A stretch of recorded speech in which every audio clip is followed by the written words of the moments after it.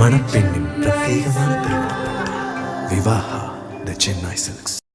திமுகவை தொடர்ந்து ஆதரிப்பதாக தமிழக வாழ்வுரிமை கட்சித் தலைவர் வேல்முருகன் தெரிவித்திருக்கிறார். அவர் பேசிய காட்சிகளை தற்போது பார்க்கலாம். 2021 ஆண்டு நாட்டுக்கு முதலமைச்சராக வந்த முத்துவேல் கருணாநிதி ஸ்டாலின் என்பவரை சினிமா நடிகர் நீ என்ன சொல்ற? என்ன முதலமைச்சர் சார், என்ன முதலமைச்சர் சார், என்ன அங்கிள், என்ன அங்கிள், என்னடா மக்கள், என்னடா நையாண்டி, வா களத்துக்கு வா.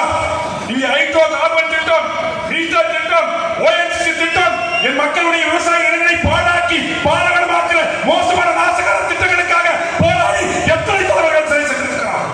எங்க தஞ்சை ஐயா தமிழரசிலிருந்து, எங்க வீக்க திட்ட ஏற்பாளர் ஜெயராமன் இருந்து, எங்கள் லெனினில் இருந்து, எங்கள் கூட ஒரு அலுவலைக்கு எடுத்து போராடிய சுப உதயகுமாரில் இருந்து இந்த மண்ணில் எத்தனை ஆளுமைகள், எத்தனை தலைவர்கள் தங்கள் வாழ்க்கையை அர்ப்பணித்திருக்கிறார், தியாகம் செய்திருக்கிறார்.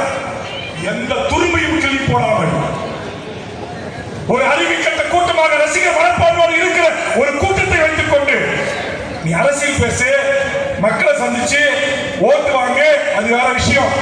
ஆனால் மற்ற தலைவர்களை சவாலுக்கு அளிப்பது, நக்கல் செய்வது, நையாண்டி செய்வதை திரு விஜய் அவர்களை நிறுத்திக் கொள்ள வேண்டும், நிறுத்திக் கொள்ள வேண்டும்.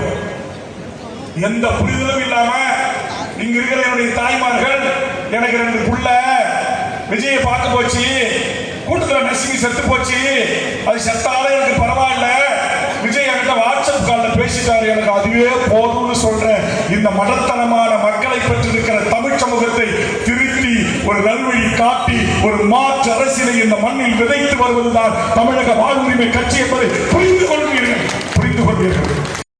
மதச்சார்பற்ற இந்த முற்போக்கு கூட்டணி ஒரு மகத்தான வெற்றியை பெறும்.